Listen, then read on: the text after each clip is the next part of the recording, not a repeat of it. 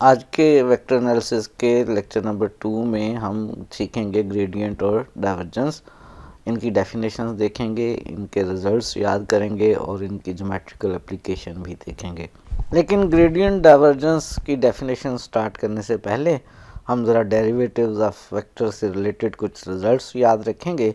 सबसे पहला जो थ्योरम हम देखने लगे हैं वो ये है कि अगर आपके पास एक वेक्टर u है और उस वेक्टर u की जो मैग्नीट्यूड है वो कांस्टेंट है, कैसे पता चल सकता है?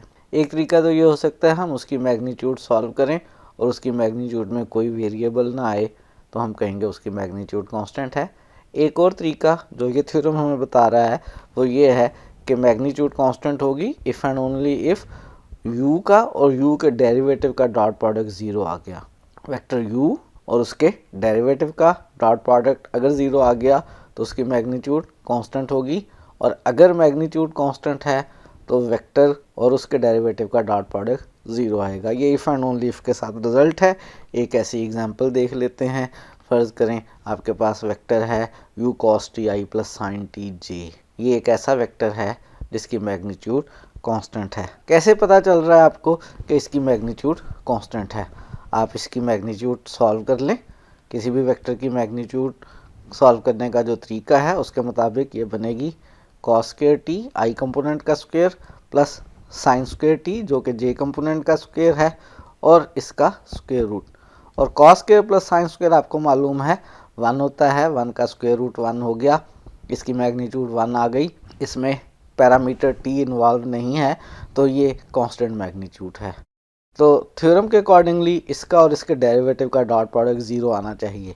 u हमारे पास है cos T I plus sine T J. इसका डेरिवेटिव हल करते हैं और देखते हैं डेरिवेटिव का और इसका डॉट प्रोडक्ट ज़ीरो आता है या नहीं। D you by D T हल किया, कॉस का डेरिवेटिव माइनस साइन टी, साथ में I as it is, plus sine T का डेरिवेटिव कॉस टी और साथ में जे एज इट इज़। अब u और u के डेरिवेटिव का डॉट प्रोडक्ट हल करते हैं।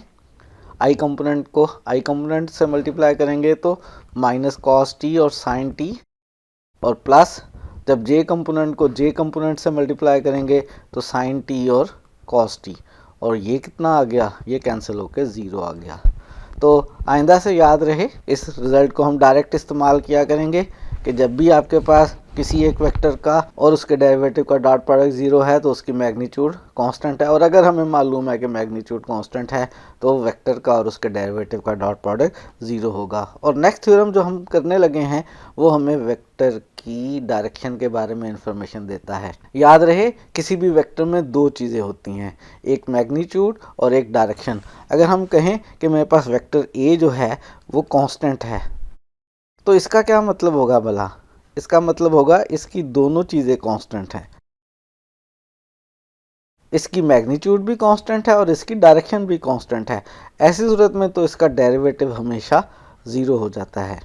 लेकिन वेक्टर में जो दो चीज़ें हैं मैग्नीट्यूड और डायरेक्शन, उनमें से समटाइम्स एक कांस्टेंट होती है और एक वेरिएबल होती है। जैसे अभी आपने देखा u is equal to cos T I plus sine T J में मैग्नीट्यूड हमेशा 1 है लेकिन डायरेक्शन इसमें कांस्टेंट नहीं है। बेसिकली अगर आप इस वेक्टर को t की डिफरेंट वैल्यूज़ के लिए स्केच करेंगे तो ये वेक्टर जो है एक यूनिट सर्कल के ऊपर डिफरेंट पॉइंट्स की डायरेक्शंस को शो करेगा।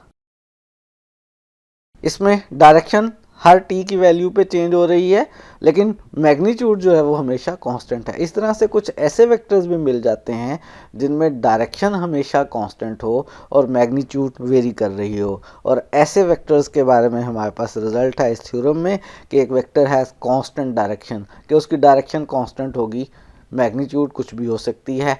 कैसे पता चलेगा डायरेक्शन कांस्टेंट होगी? If and only if. क्या इफ़ एंड ओनली इफ़?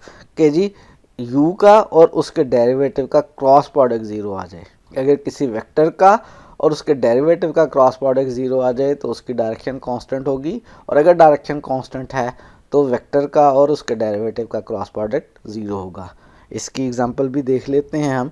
हमारे पास एग्जांपल है u साइन टी आई। अब इसकी डायरेक्शन हमेशा आई वाली है, डायरेक्शन कांस्टेंट है। अगर डायरेक्शन कांस्टेंट है, डायरेक्शन नहीं चेंज हो रही है, मैग्नीट्यूड इसकी चेंज हो रही है, मैग्नीट्यूड इसकी साइन टी के मॉडुलस के इक्वल है, ये मैग्नीट्यूड चेंज हो रही है, डायरेक्शन कांस्टेंट है, तो इसके लिए थ्योरम कह रहा है कि इस वेक्टर का और इसके डेरिवेटिव का क्रॉस प्रोडक्ट 0 आएगा। चाहे किस दफ़ा आप खुद कर लें, इसका डेरिवेटिव लें और u का और डेरिवेटिव का क्रॉस प्रोडक्ट हल करें, आंसर 0 आना चाहिए। ये दो बहुत इंपॉर्टेंट रिजल्ट्स हैं, इन दोनों रिजल्ट्स को आपने याद रखना है। और अब हम बात करने लगे हैं वेक्टर डिफरेंशियल ऑपरेटर डेल की। ये जो वेक्टर डिफरेंशियल ऑपरेटर डेल है, हम इसको लिखते हैं कि ये इक्वल है partial over partial X I plus partial over partial Y J plus partial over partial Z K. हम कह रहे हैं ये एक ऑपरेटर है। इसका मतलब है डेल हमारे पास बेसिकली एक फंक्शन है।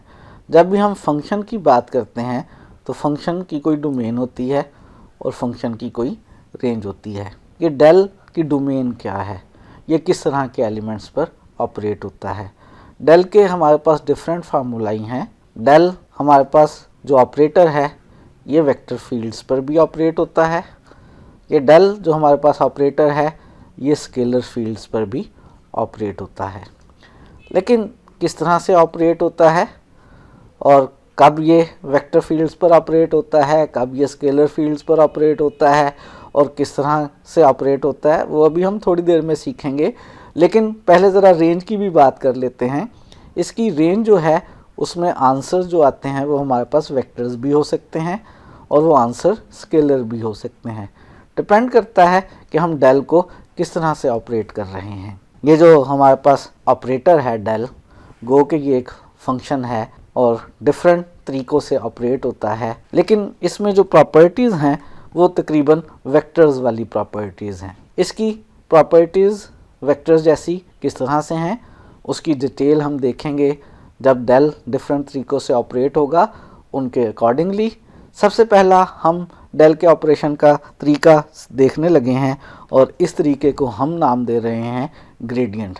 डेल ऑपरेट होने लगा है, डेल एक फंक्शन है, किस तरह की चीज़ों पे ऑपरेट होने लगा है और किस तरह से ऑपरेट होने लगा है। जब हम इसको ग्रेडियंट कहते हैं तो ये ऑपरेट होता है फाइज के ऊपर। फाई क्या चीज़ है? फाई हमारे पास स्केलर फील्ड फंक्शंस हैं और ये आपको याद है स्केलर फील्ड फंक्शंस जो हैं वो आर क्यूब के किसी न किसी सबसेट पर ऑपरेट होते हैं। ऐसे स्केलर फील्ड फंक्शंस की हम बात कर रहे हैं जो डिफरेंशिएबल हैं। अगर हमारे पास फाई कोई स्केलर फील्ड फंक्शन हो जो आर क्यूब के किसी सबसेट पर ऑपरेट हो रहा हो, फाई हमारे पास डिफरेंशिएबल हो, यानी फाई हमारे पास फंक्शन है जो आर क्यूब के किसी सबसेट पर ऑपरेट हो रहा है से डी पर, और स्केलर फील्ड फंक्शन का मतलब ये है कि इस फाई के ऑपरेट होने पे आंसर रियल नंबर्स आ रहे हैं। अब इस फाई के ऊपर हमारा ऑपरेटर डेल ऑपरेट होने लगा है और डेल जब ऑपरेट होता है फाई के ऊपर, जिसको हम ग्रेडियंट का नाम देते हैं, उसको हम डेल फाई से डिनोट करते हैं। और डेल फाई किस तरह से आंसर देता है हमें कि डेल फाई हमें आंसर देता है तो हमारे पास आंसर आता है partial phi over partial X I plus partial phi over partial Y J plus partial phi over partial Z K. Gradient of phi की डेफिनेशन आपने देख ली। ग्रेडियंट ऑफ फाई को हम डेल फाई का नाम भी देते हैं। तो हमने देखा ये है कि जो ग्रेडियंट है वो एक ऑपरेटर है। जब ये ऑपरेटर स्केलर फील्ड्स पर ऑपरेट करे, ऐसे स्केलर फील्ड्स पर ऑपरेट करे जो डिफरेंशिएबल हो, और इसका नाम जब हम ग्रेडियंट कह रहे हों तो ये इसके ऑपरेट होने का तरीका है। ये स्केलर फील्ड्स पर ऑपरेट हो रहा है, आंसर हमारे पास वेक्टर्स आ रहे हैं। आखिर ये जो हमने ग्रेडियंट डिफ़ाइन किया है, इस डिफ़ाइन करने का कोई फ़ायदा भी है। इसका एक फ़ायदा हम देखने लगे हैं और वो फ़ायदा ये है कि normal vector of a surface. क्या मतलब normal vector of a surface? Phi हमारे पास स्केलर फील्ड है। फाई जब भी किसी एलिमेंट एक्स वाई जी पर ऑपरेट होगा कोई ना कोई फार्मूला बनेगा। से हमारे पास फार्मूला आ रहा है X square plus Y square plus Z square. अगर इस फाई को हम equal to C some real number रख लेंगे तो हमारे पास बन जाएगी एक सरफेस। हमें क्या मिल जाएगी? ऐसा करने से एक सरफेस मिल जाएगी। सी की डिफरेंट वैल्यूज़ के लिए हमारे पास ये डिफरेंट सरफेसेस बनती चली जाएंगी, इन्फिनिट फैमिली ऑफ सरफेसेस बन जाएंगी। और जब भी हम किसी फाई से इक्वल टू सी लेकर सरफेस बनाएं और उस फाई का डेल फाई मालूम करें, तो डेल फाई मालूम करने से हमें उस सरफेस का नॉर्मल वेक्टर मिला करता है। ये हमारे पास एक ज्योमेट्रिकल बेनिफिट है, किसका? डेल फाई का। तो डेल फाई का एक फ़ायदा आपने देखा कि डेल फाई जो है हमें phi X Y Z is equal to C वाली सरफेस का नॉर्मल वेक्टर दिया करता है। जब भी हमें किसी सरफेस का नॉर्मल वेक्टर मालूम करना हो तो आप डेल फाई मालूम कर लें। डेल फाई मालूम करने से आपको उसका नॉर्मल वेक्टर मिल जाएगा। और ग्रेडियंट का जो दूसरा फ़ायदा है हमारे पास, वो हम देखने लगे हैं। बात कर रहे हैं हम इस वक्त डायरेक्शनल डेरिवेटिव की। फ़र्ज़ करें हमारे पास आर क्यूब का एक सबसेट डी मौजूद है। ये जो पर्पल कलर में है से ये हमारे पास डी है जो कि आर क्यूब का एक सबसेट है। फाई कोई हमारे पास फंक्शन है, स्केलर फील्ड है और ये डिफरेंशिएबल फंक्शन है। ये डी के हर पॉइंट पर डिफाइन है। इस पर्पल कलर में से कोई सा भी पॉइंट चूज़ करें, उस पे फाई की वैल्यू एग्जिस्ट कर रही है और फाई डिफरेंशिएबल भी है। और फ़र्ज़ कर लेते हैं इस डोमेन डी में ये कोई सा एक पॉइंट हमने पी चूज़ कर लिया है और फ़र्ज़ कर लेते हैं ये एक यूनिट वेक्टर है हमारे पास इस पॉइंट पी पे, और फ़र्ज़ कर लेते हैं यूनिट वेक्टर का नाम ए है। हम मालूम करना चाहते हैं rate of change of phi.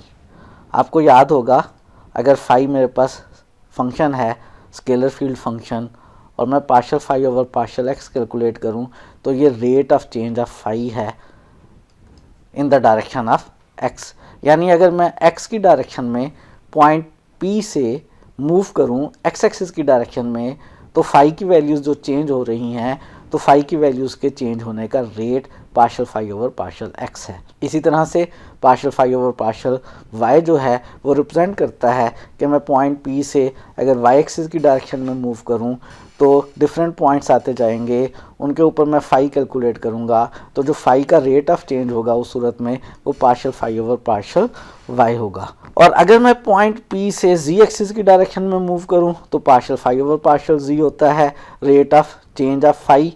और अगर मैं इस पॉइंट पी से इस वेक्टर ए की डायरेक्शन में मूव करूं, जैसे जैसे मैं इस वेक्टर की डायरेक्शन में मूव करूंगा सरफेस के ऊपर पॉइंट जो हैं वो चेंज होते चले जाएंगे, इस डी में से पॉइंट चेंज होते चले जाएंगे और उन पॉइंट्स के चेंज होने पे जब मैं फाई कैलकुलेट करूंगा तो फाई की वैल्यूज़ में भी चेंज आएंगी और जो फाई का रेट ऑफ चेंज होगा ऐसी सूरत में हम उसको d phi by d s लिखते हैं। D phi by d s का मतलब है rate of change of phi जब मैं पॉइंट पी से वेक्टर ए की डायरेक्शन में मूव करता हूँ तो डोमेन के पॉइंट चेंज होते हैं, उन पॉइंट्स के ऊपर फाई जब कैलकुलेट करते हैं तो फाई चेंज होता है और फाई के रेट ऑफ चेंज को हम d phi by d s लिखते हैं और इसको हम डायरेक्शनल डेरिवेटिव कहते हैं। और जो डायरेक्शनल डेरिवेटिव है वो इक्वल किसके होता है, उसका फार्मूला है हमारे पास del phi dot A unit, यानी ग्रेडियंट फाई का कैलकुलेट करें और उसका डॉट प्रोडक्ट ले लें ए यूनिट के साथ,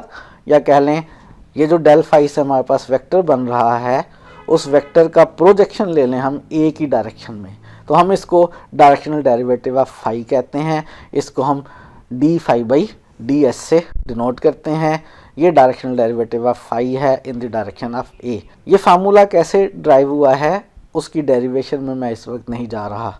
आपको याद रखना है कि अगर फाई आपके पास कोई स्केलर फील्ड है, डिफरेंशिएबल स्केलर फील्ड है, डिफाइन हुआ है डोमेन डी में, और आप इस डोमेन डी में से कोई एक पॉइंट पी चूज़ करके पॉइंट पी से एक यूनिट वेक्टर ए ड्रा करके पॉइंट पी से इस यूनिट वेक्टर की डायरेक्शन में जब डी में मूव करते हैं तो उस मूवमेंट से जो पॉइंट्स आते हैं उन पॉइंट्स पे फाई कैलकुलेट करने पे फाई में जो रेट ऑफ चेंज आता है हम उसको d phi by d s लिखते हैं और उसका formula del phi dot A unit है। और नेक्स्ट बात हम ये देखना चाहते हैं कि आखिर पॉइंट पी से हम किस डायरेक्शन में मूव करें। हो सकता है इधर को मूव करें, इधर को मूव करें, इधर को मूव करें या इधर को मूव करें, कि किस डायरेक्शन में मूव करें कि जो डायरेक्शनल डेरिवेटिव आ रहा है उसकी वैल्यू मैक्सिमम आए। डायरेक्शन हमने खुद चूज़ करनी है ए वाली, वो इधर को भी हो सकती है, वो इस साइड पर भी हो सकती है, वो इस साइड पर भी हो सकती है। वो आखिर कौन सी डायरेक्शन ली जाए कि इस डायरेक्शन में हम इस डोमेन में मूव करें तो हमारे पास जो फाई का रेट ऑफ चेंज आए, जो डायरेक्शनल डेरिवेटिव आए, वो मैक्सिमम आए। तो उसके लिए हमें याद रखना है कि वो डायरेक्शन डेल फाई है। पॉइंट पी से अगर आप डेल फाई वेक्टर की डायरेक्शन में मूव करेंगे तो उस सूरत में फाई का रेट ऑफ चेंज मैक्सिमम आएगा, और फाई के मैक्सिमम रेट ऑफ चेंज की वैल्यू डेल फाई के मैग्नीट्यूड के इक्वल होती है। फिर याद रहे, मैं इस डिटेल में नहीं जा रहा कि ये कैसे ड्राइव हुई हैं बातें, ये बातें आपको याद रखनी है और हमने करना है इसका इस्तेमाल। और इसका इस्तेमाल करने से पहले मैं आपको कुछ प्रॉपर्टीज याद करवा रहा हूँ ग्रेडियंट की। अगर फ़र्ज़ करें हमारे पास फाई और साई जो हैं वो डिफरेंशिएबल स्केलर पॉइंट फंक्शंस हैं, या कह लें स्केलर फील्ड्स हैं, और इनके डेरिवेटिव्स एग्जिस्ट कर रहे हैं, सी कोई सा रियल नंबर है, तो अगर हम डेल कैलकुलेट करना चाहते हैं सी फाई का, तो बहुत आसान तरीका है कि आप कांस्टेंट को बाहर ले लें, फाई का डेल कैलकुलेट कर लें। अगर आप डेल कैलकुलेट करना चाहते हैं, ग्रेडियंट कैलकुलेट करना चाहते हैं फाई प्लस साई फंक्शन का, तो वो इक्वल है del phi plus del psi के। अगर डेल आप कैलकुलेट करना चाहते हैं फाई इंटू साई का, तो ये वैसे ही है जैसे आम डेरिवेटिव लेते हुए प्रोडक्ट रूल लगाते हैं, उसी तरह से कि phi del psi plus psi del phi, ये डेरिवेटिव का प्रोडक्ट रूल है। इसी तरह से अगर हमने डेल कैलकुलेट करना हो फाई ओवर साई का, तो जैसे डेरिवेटिव्स में कोशेंट रूल होता है, बिल्कुल वैसे ही है कि psi as it is del phi minus phi as it is del psi over psi का स्क्वायर। ये चंद प्रॉपर्टीज़ हैं ग्रेडियंट की जो आपको याद रखना है। डायरेक्शनल डेरिवेटिव का इस्तेमाल करते हैं, एक एग्जांपल करते हैं, और हम डायरेक्शनल डेरिवेटिव की प्रैक्टिस करने लगे हैं। एक एग्जांपल कर रहे हैं, in what direction from the point, ये पॉइंट लेना है 2, -1 और -1, किस डायरेक्शन में, directional derivative of phi, phi का डायरेक्शनल डेरिवेटिव निकालना है, और वो डायरेक्शन बतानी है जिस डायरेक्शन में ये डायरेक्शनल डेरिवेटिव मैक्सिमम हो। और एक काम और भी करना है, इस मैक्सिमम की मैग्नीट्यूड मालूम करनी है। हमने मालूम करना है phi is equal to x square y is e cube वाले स्केलर फील्ड का डायरेक्शनल डेरिवेटिव के किस डायरेक्शन में मैक्सिमम है और कितनी इसकी मैक्सिमम वैल्यू है, और ये काम हमने करना है पॉइंट 2, 1, -1 पे। फाई हमारे पास जो है वो इस वक्त स्केलर फील्ड है। फाई अगर हमारे पास स्केलर फील्ड है तो फाई बेसिकली आर क्यूब के किसी सबसेट पे ऑपरेट हो रहा है। किस सबसेट पे ऑपरेट हो रहा है उसने कोई जिक्र नहीं किया। तो कॉमनली जब वो डोमेन ना बताए किसी भी स्केलर फील्ड या वेक्टर फील्ड की, तो या तो हम फंक्शन के फार्मूले से डिसाइड कर लेंगे या वो पूरा का पूरा आर क्यूब होगी। यहाँ पे फंक्शन के फार्मूले से जो कि x square Y Z cube है, आप गेस कर सकते हैं कि डोमेन सारी आर क्यूब है। फाई हमारे पास स्केलर फील्ड है, आर क्यूब इसकी डोमेन है। इस डोमेन में से एक पॉइंट लेना है 2, 1 और -1, और मालूम क्या करना है कि किस डायरेक्शन में डायरेक्शनल डेरिवेटिव मैक्सिमम है और डायरेक्शनल डेरिवेटिव की मैक्सिमम मैग्नीट्यूड कितनी है। D phi by d s को हम डायरेक्शनल डेरिवेटिव कहते हैं, और अगर हमें इसकी मैक्सिमम वैल्यू की मैग्नीट्यूड मालूम करनी हो तो वो डेल फाई की मैग्नीट्यूड के इक्वल होती है। और अगर हमें देखना हो कि ये किस डायरेक्शन में मैक्सिमम है, तो हमने अभी देखा है कि वो डेल फाई वाली डायरेक्शन में ये मैक्सिमम होता है। तो हमें बेसिकली दो काम करने हैं इस क्वेश्चन में, डेल फाई कैलकुलेट करके डेल फाई का मैग्नीट्यूड कैलकुलेट करना है जो कि डायरेक्शनल डेरिवेटिव की मैक्सिमम वैल्यू होगी। और याद रहे, जब भी हमने सिर्फ डायरेक्शन का जिक्र करना हो तो हम वो यूनिट वेक्टर से रिप्रेजेंट किया करते हैं। मुझे बताना है कि इस डायरेक्शनल डेरिवेटिव की जो मैक्सिमम वैल्यू है वो अगर ए यूनिट वेक्टर की डायरेक्शन में मैक्सिमम है तो वो A unit vector basically del phi की डायरेक्शन में होगा। और डेल फाई अगर आपको वेक्टर मालूम हो गया तो उसका यूनिट वेक्टर आप कैसे मालूम करेंगे, किसी भी वेक्टर का यूनिट वेक्टर मालूम करने के लिए वेक्टर को वेक्टर के मैग्नीट्यूड से डिवाइड कर देते हैं। तो ये दो काम हमने करने हैं। हम स्टार्ट करते हैं, और हमें चूँकि मालूम है कि फाई इस वक्त इक्वल है X square Y Z cube K, और हमें मालूम है डेल फाई का फार्मूला कि डेल फाई इक्वल होता है partial phi over partial X I plus partial phi over partial Y J plus partial phi over partial Z K. तो calculate करते हैं। हम सबसे पहले मालूम करने लगे हैं इस फाई का derivative with respect to X. तो एक्स स्क्वेयर का डेरिवेटिव 2x आ जाएगा, y और z cube as it is आ जाएंगे और साथ में यूनिट वेक्टर i आ गया। ये partial phi over partial X I आ गया। अब कैलकुलेट करना है partial phi over partial y और इसका y के रिस्पेक्ट से डेरिवेटिव लेंगे तो y का डेरिवेटिव 1 आ जाएगा, एक्स स्क्वेयर और z क्यूब साथ में एज इट इज़ आ जाएंगे, यानी x square into 1 z cube j। और फिर partial phi over partial z जब कैलकुलेट करेंगे तो x square y as it is, z cube का डेरिवेटिव हमारे पास 3z स्क्वेयर आ जाएगा। ये मेरे पास डेल फाई का आंसर आ गया। मुझे डेल फाई कैलकुलेट करना है पॉइंट 2, 1 और -1 पर।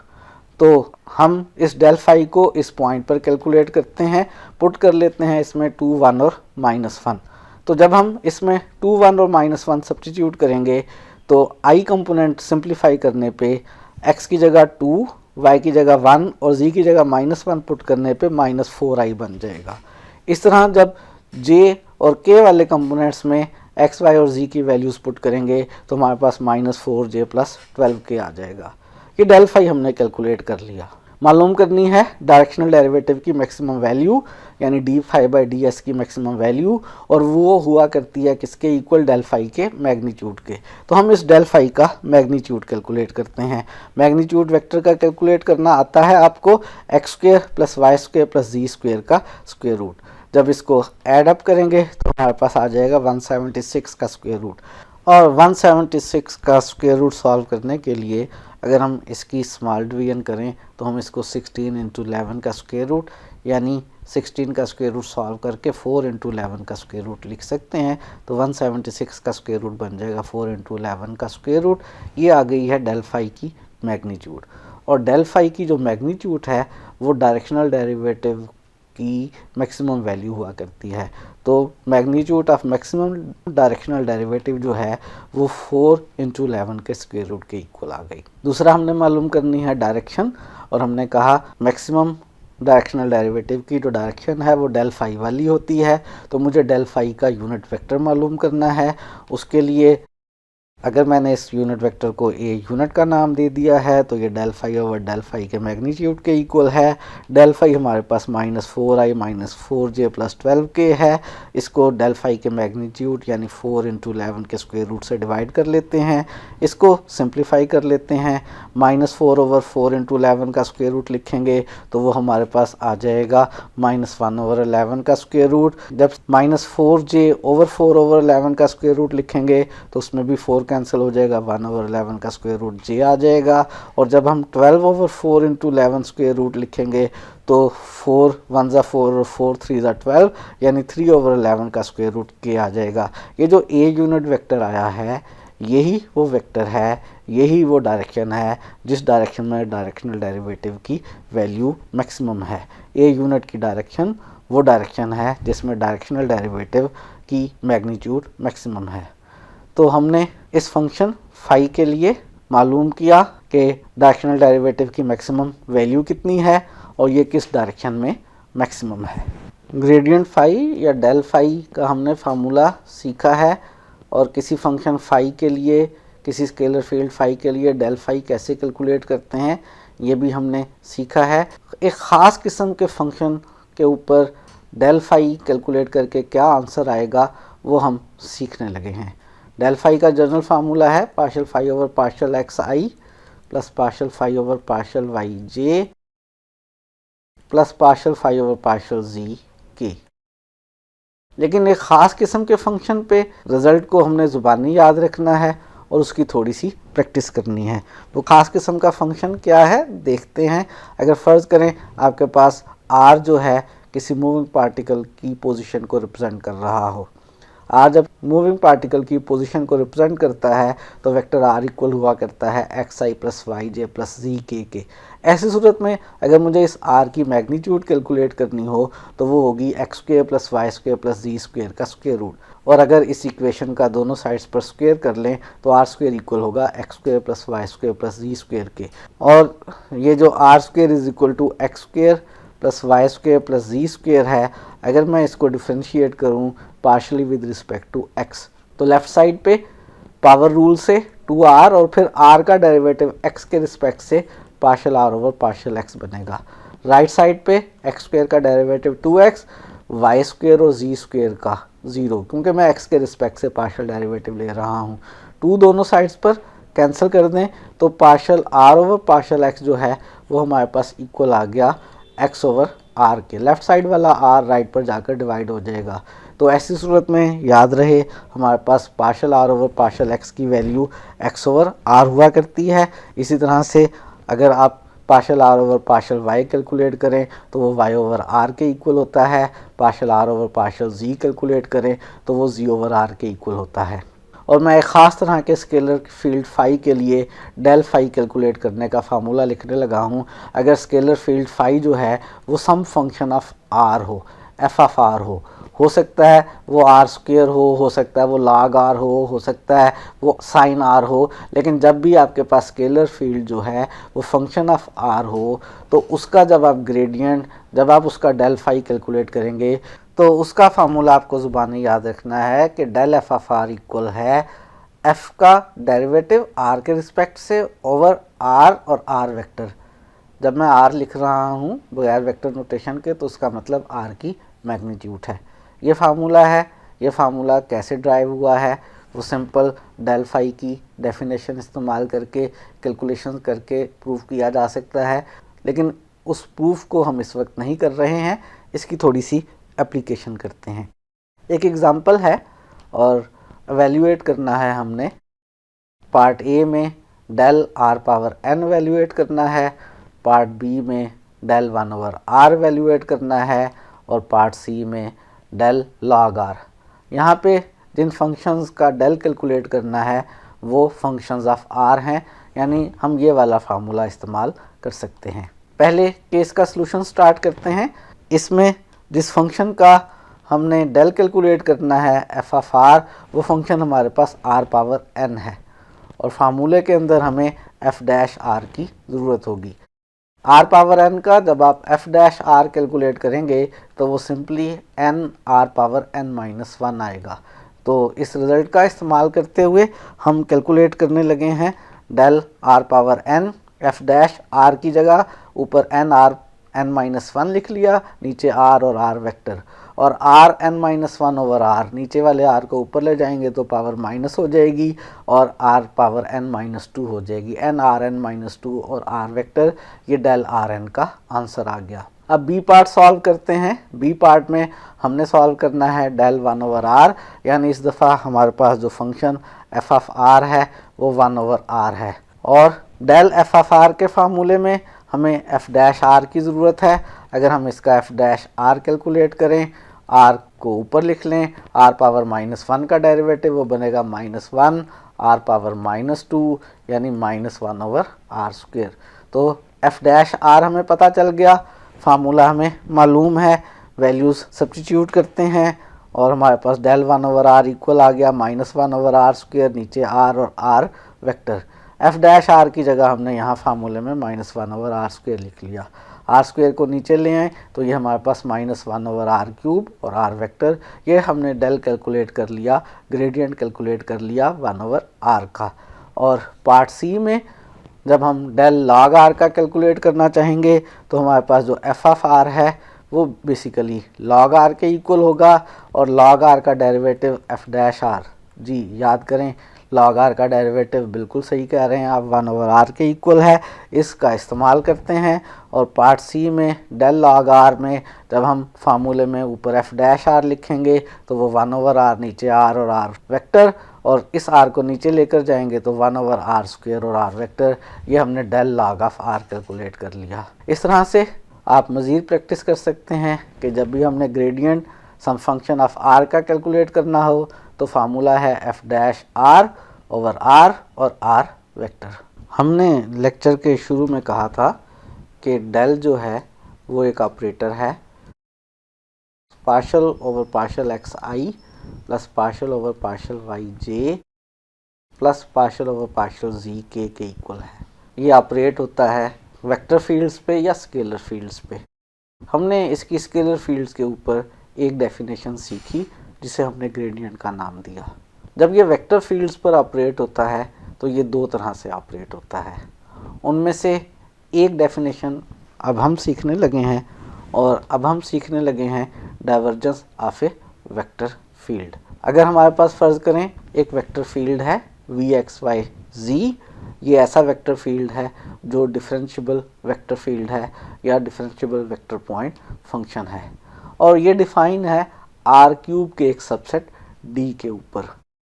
सपोज कर लेते हैं कि ये जो वेक्टर फील्ड है जब किसी पॉइंट x,y,z पर ऑपरेट होता है तो जो इससे वेक्टर बनता है वो v1i plus v2j plus v3k vector बनता है। और divergence of this vector field v को हम डिनोट करते हैं div v से या डेल डॉट v से, और इसकी डेफिनेशन क्या है। डेल आपको पता है ऑपरेटर है। इस ऑपरेटर डेल ने जब वेक्टर फील्ड v पर ऑपरेट होना है तो हम इसे कहेंगे ये वेक्टर फील्ड v की डाइवर्जेंस है। और डेल डॉट v को कैसे लिखेंगे, डेल का मतलब आपको मालूम है, डॉट v का मतलब आपको यहाँ मालूम है, और जैसे कॉमनली हम डॉट प्रोडक्ट लेते हैं उसी तरह से इसका ये ऑपरेशन है, लेकिन थोड़े से फ़र्क के साथ। जब हम आम हालात में डॉट प्रोडक्ट लेते हैं तो आम हालात में हम करते ये हैं कि आई कंपोनेंट्स का प्रोडक्ट ले लेते हैं प्लस जे कंपोनेंट्स का प्रोडक्ट ले लेते हैं प्लस के कंपोनेंट्स का प्रोडक्ट ले लेते हैं। लेकिन यहाँ पर जब हम आई कंपोनेंट को आई कंपोनेंट से मल्टीप्लाई करेंगे तो ये सिंपल मल्टीप्लिकेशन नहीं करेंगे, बल्कि हम क्या करेंगे, partial v1 over partial x लेंगे। और इसी तरह से जब हम j कंपोनेंट्स को मल्टीप्लाई करेंगे तो सिंपल मल्टीप्लिकेशन नहीं करेंगे, बल्कि हम partial v2 over partial y लेंगे। और इसी तरह से सेम जब k कंपोनेंट्स को मल्टीप्लाई करेंगे तो हम partial v3 over partial z लेंगे। ये डाइवर्जेंस ऑफ v का फार्मूला है। तब हमारे पास जो डेल ऑपरेटर है वो किसी वेक्टर फील्ड v पर ऑपरेट हो इस तरह से कि हम उसको डिनोट करें डेल डॉट v से और हम उसको डाइवर्जेंस कहें, तो वो क्या करेगा, वेक्टर फील्ड v से जो वेक्टर हमारे पास v1i plus v2j plus v3k बन रहा है उसके partial derivative with respect to x plus partial derivative of j component with respect to y plus partial derivative of k component with respect to z के equal लिखेंगे। ये जब हमने del dot v हल किया है तो क्या जैसे आम डॉट प्रोडक्ट में हम कहते ये हैं कि a डॉट b और b डॉट a इक्वल हैं, तो क्या यहाँ पर भी ऐसी ही सूरत हाल है। यानी मेरा कहने का मतलब ये है कि हम कहें कि जी डेल डॉट v और v डॉट डेल जो हैं वो एक ही जैसी बात है या एक जैसी बात नहीं है। इसको हम नोट के तौर पर लिख रहे हैं कि डेल डॉट v और v डॉट डेल जो हैं वो एक जैसी बात नहीं है। डेल डॉट v जो है आपने देखा है कि partial v1 over partial x plus partial v2 over partial y plus partial v3 over partial z के इक्वल है, जो कि हमारे पास एक स्केलर फंक्शन है। लेकिन v डॉट डेल जो है अगर हम उसको बनाएं तो वो बनेगा v1 partial over partial x plus v2 partial over partial y plus v3 partial over partial z, और स्केलर नहीं है, इसमें डेरिवेटिव्स इन्वॉल्व हैं। और जब ये किसी फंक्शन पे ऑपरेट होगा तो उसके डेरिवेटिव्स लेगा। बेसिकली ये एक ऑपरेटर है, यानी डेल डॉट v और v डॉट डेल जो हैं ये आपस में इक्वल नहीं होते हैं। डेल डॉट v एक स्केलर फील्ड बनता है जबकि v डॉट डेल जो है वो एक ऑपरेटर बनता है। डाइवर्जेंस हमने डिफाइन कर ली कि डेल जो है किसी वेक्टर फील्ड पर जब ऑपरेट हो और हम उसको डिनोट करें डेल डॉट v से तो उसे डाइवर्जेंस कहते हैं, और ये उस डाइवर्जेंस का फार्मूला है। डाइवर्जेंस कैसे कैलकुलेट करते हैं इसको ज़रा कुछ एग्जांपल्स की मदद से देखते हैं और डाइवर्जेंस के कुछ रिजल्ट्स भी देखते हैं। और इससे पहले कि हम डाइवर्जेंस कैलकुलेट करने की थोड़ी सी प्रैक्टिस करें, हम देखने ये लगे हैं क्या डाइवर्जेंस डिफ़ाइन करने का कोई फ़ायदा भी है। यकीनन डाइवर्जेंस अगर डिफ़ाइन की गई है तो इसका कोई ना कोई फ़ायदा भी है। फ़िज़िकल इंटरप्रिटेशन ऑफ डाइवर्जेंस हम देख रहे हैं। वैसे तो बहुत सारे फ़ायदे हो सकते हैं, लेकिन हम यहाँ उनमें से एक फ़ायदे को डिस्कस कर रहे हैं कि डाइवर्जेंस आखिर डिफ़ाइन करने का क्या फ़ायदा है। फ़र्ज़ कर लें v हमारे पास जो है एक फ्लूइड की वेलोसिटी को रिप्रेजेंट कर रहा है किसी भी पॉइंट P पर। और याद करते हैं कि फ्लक्स क्या होता है। जब कोई फ्लूइड मूव कर रहा हो, फ़र्ज़ करें ये आपके पास जो है नहर है और ये इस नहर में फ्लूइड जो है, वाटर जो है वो फ्लो कर रहा है। ये फ्लूइड इस क्रॉस सेक्शन को क्रॉस कर रहा है, इस क्रॉस सेक्शन में से फ्लो करता जा रहा है। और फ्लक्स क्या होता है? फ्लक्स हम कहते हैं कि फ्लूइड जब क्रॉस करता है यूनिट एरिया को यूनिट टाइम में, तो जितना फ्लूइड क्रॉस करता है यूनिट एरिया को यूनिट टाइम में, उसको हम फ्लक्स कहते हैं। जब भी फ्लूइड आपका मूव कर रहा है वो किसी एरिया को क्रॉस कर रहा है, यूनिट एरिया में से यूनिट टाइम में कितना फ्लूइड क्रॉस कर रहा है उसको हम फ्लक्स कहते हैं। और डेल डॉट वी जो है या डाइवर्जेंस ऑफ वी जो है, उससे बेसिकली हमें आउटवर्ड फ्लक्स मिलता है वेलोसिटी का। जब कोई फ्लूइड मूव कर रहा हो, जो वेक्टर वी है वो उस फ्लूइड की किसी भी पॉइंट पर वेलोसिटी को रिप्रेजेंट कर रहा हो, और आप उस वेक्टर वी के लिए डाइवर्जेंस कैलकुलेट करें, तो डाइवर्जेंस कैलकुलेट करने से हमें क्या मिलता है? आउटवर्ड फ्लक्स मिलता है।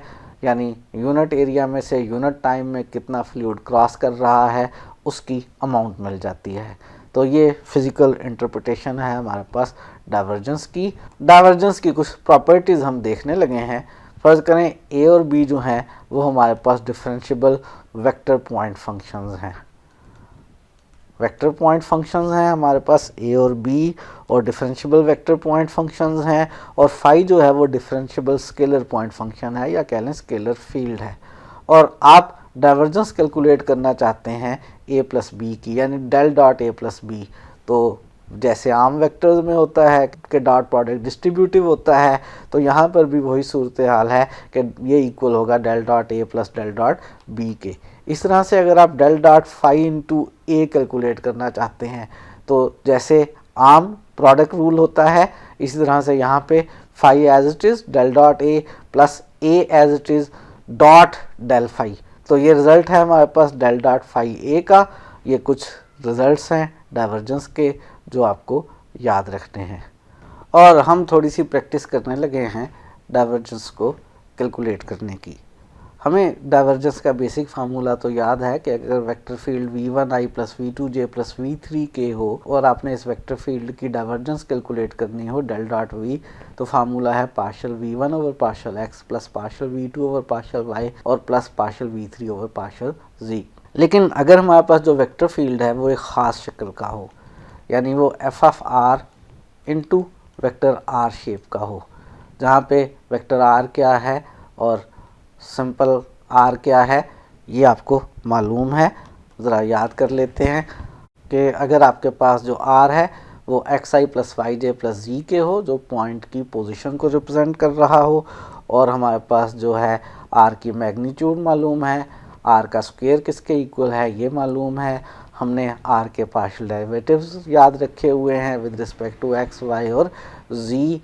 तो अगर हमारे पास जो फंक्शन v है जिसकी हमने डाइवर्जेंस कैलकुलेट करनी है, उसकी ख़ास शक्ल हो, F of R into vector R हो, तो उसको कैलकुलेट करने के बाद जो हमारे पास रिज़ल्ट आता है वो आपको ज़ुबानी याद रखना है, वो 3 times function of R plus R और एफ डैश आर के इक्वल हुआ करेगा।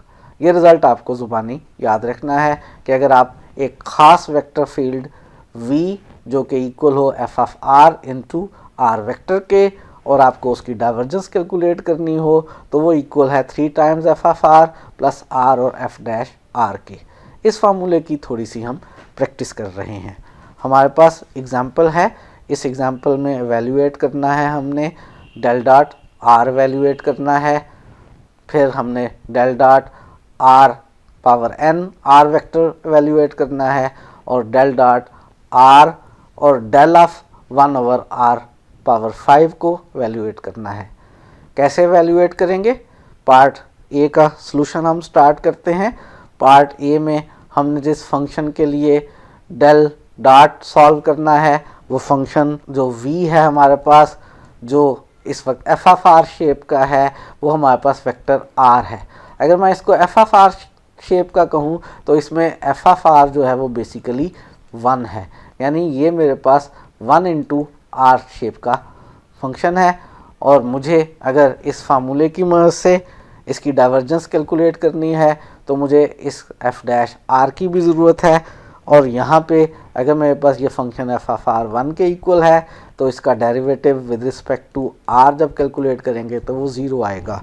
तो हम कैलकुलेट करते हैं इसकी मदद से डेल डॉट आर को फार्मूले के मुताबिक पहले आएगा 3 टाइम्स एफ ऑफ आर, और एफ ऑफ आर इस क्वेश्चन में 1 के इक्वल है तो वो 3 टाइम्स 1 प्लस आर और फंक्शन का डेरिवेटिव जो कि 0 के इक्वल है, और ये सिंप्लीफाई करके हमारे पास आंसर आ गया 3। तो हमने डाइवर्जेंस कैलकुलेट की एक ऐसे फंक्शन की, एक ऐसे वेक्टर फील्ड की जो F of R into R type का था। बी पार्ट स्टार्ट करते हैं। बी पार्ट के अंदर हमने जिस फंक्शन की डाइवर्जेंस कैलकुलेट करनी है वो है हमारे पास R power N into R. तो इसका मतलब हुआ इस वक्त जो हमारे पास एफ ऑफ आर है वो आर पावर एन है, और इस फार्मूले से अगर हमें कैलकुलेशंस करना है तो 3 times F of R plus R into F dash R लिखना है, और मुझे ज़रूरत है एफ डैश आर की, और यहाँ से एफ डैश आर इक्वल है सिंपल पावर से मल्टीप्लाई किया, पावर को एक कम किया, एन आर एन माइनस 1। इन फार्मूलाई का इस्तेमाल करते हैं और कैलकुलेट कर रहे हैं हम डेल डॉट आर एन और आर वेक्टर। तो आंसर आएगा 3 टाइम्स एफ ऑफ आर, यानी 3 टाइम्स और F of R power N plus R और एफ डैश आर, और एफ डैश आर हमारे पास N are power N minus 1। Second term में जब आर मल्टीप्लाई होंगे तो पावर्स ऐड हो जाएंगी और ये मेरे पास सेकेंड टर्म बन जाएगी N are power N. First term as it is, second term N are power N common ले लें तो 3 प्लस एन या N plus 3 into R power N, ये मेरे पास डाइवर्जेंस का आंसर आ गया। पार्ट सी की तरफ बढ़ते हैं, और पार्ट सी में हमने डाइवर्जेंस कैलकुलेट करनी है जिस फंक्शन की वो R into del of 1 over R 5 है। इसके लिए पहले मुझे सॉल्व करना पड़ेगा इस डेल 1 ओवर आर 5 को, और डेल 1 ओवर आर 5 को कैसे कैलकुलेट करेंगे, ये बेसिकली मेरे पास ग्रेडियंट है, और ग्रेडियंट पहले कैलकुलेट करेंगे, उसके बाद उसको इस आर से मल्टीप्लाई करेंगे और फिर उसकी डाइवर्जेंस कैलकुलेट करेंगे। ग्रेडियंट कैसे कैलकुलेट करेंगे 1 ओवर आर पावर 5 का, उसके लिए ग्रेडियंट का हमने रिजल्ट अभी थोड़ी देर पहले इस्तेमाल किया था कि अगर मुझे ग्रेडियंट एफ ऑफ आर का कैलकुलेट करना है तो F dash R over are और आर वेक्टर है। तो पहले तो मुझे डेल कैलकुलेट करना है 1 ओवर आर 5 का। इसके लिए मेरे पास जो एफ है वो 1 ओवर आर पावर 5 है, और मुझे अगर ग्रेडियंट कैलकुलेट करना है ये फार्मूले में मुझे एफ डैश आर चाहिए। वो एफ डैश आर कैसे निकलेगा, आर पावर 5 को ऊपर ले जाएंगे, पावर से मल्टीप्लाई करेंगे -5 से, और पावर को एक कम करके दोबारा नीचे ले आएंगे तो वो बन जाएगा -5 ओवर आर 6। तो डेल कैलकुलेट कर रहा हूँ मैं, फ़िलहाल ग्रेडियंट कैलकुलेट कर रहा हूँ 1 ओवर आर 5 का। तो मेरे पास डेल डॉट आर तो एज इट इज़, और इसको कैलकुलेट करते हुए पहले मुझे एफ डैश आर लिखना है जो -5 ओवर आर पावर 6 है, नीचे आर लिखना है और आर वेक्टर। अब मैंने ये ग्रेडियंट तो कैलकुलेट कर लिया है, डाइवर्जेंस कैलकुलेट करने के लिए पहले इस ब्रैकेट के अंदर वाले पार्ट को मैं F of R into R की शेप में लिखता हूँ, और उसके लिए मैं इसको अरेंज कर रहा हूँ। मैं ये आर कैंसिल कर रहा हूँ, ये आर कैंसिल करने के बाद अंदर मेरे पास रह जाएगा -5 ओवर आर 6 और आर वेक्टर। अब मुझे इस वेक्टर फील्ड की डाइवर्जेंस कैलकुलेट करना है। इस वेक्टर फील्ड के रेफरेंस से जो फंक्शन मेरे पास एफ ऑफ आर है आर के साथ, वो -5 ओवर आर की पावर 6 है। ये मेरे पास एफ ऑफ आर है, और डाइवर्जेंस कैलकुलेट करना है, और डाइवर्जेंस के फार्मूले को इस्तेमाल करने के लिए भी मुझे एफ डैश आर की ज़रूरत है। तो मैं इस वाले एफ का डेरिवेटिव कैलकुलेट करता हूँ, ये बन जाएगा ऊपर पावर -6 बन जाएगी आर की, और जब उससे मल्टीप्लाई करेंगे तो 6 5 30 ओवर आर पावर 7 जो है ये मेरे पास एफ डैश आर का आंसर आ जाएगा।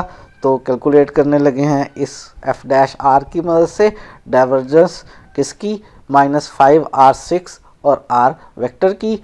आंसर में मुझे 3 टाइम्स एफ ऑफ आर लिखना है। 3 टाइम्स एफ ऑफ आर लिखने का मतलब है 3 टाइम्स -5/r⁴ प्लस मुझे r लिखना है और f डैश r लिखना है। f डैश r मेरे पास 30/r⁷।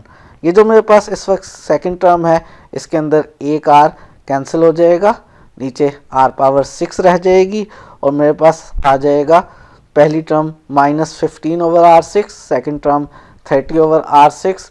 और जब हम इन दोनों टर्म्स को प्लस माइनस करेंगे तो मेरे पास फाइनल डाइवर्जेंस का आंसर आ जाएगा, जो कि बन जाएगा +15/r⁶। तो हमने डाइवर्जेंस कैलकुलेट की है कुछ ख़ास फंक्शंस की, जो वेक्टर फील्ड्स हैं किस टाइप के, F of R into R vector के। आज हमने दो चीज़ें डिफ़ाइन की हैं, एक ग्रेडियंट और एक डाइवर्जेंस। उनके फार्मूला ही लिखे हैं और उनकी प्रैक्टिस की है। आज के लिए इतना ही रखते हैं, मज़ीद चीज़ें सीखेंगे नेक्स्ट लेक्चर में।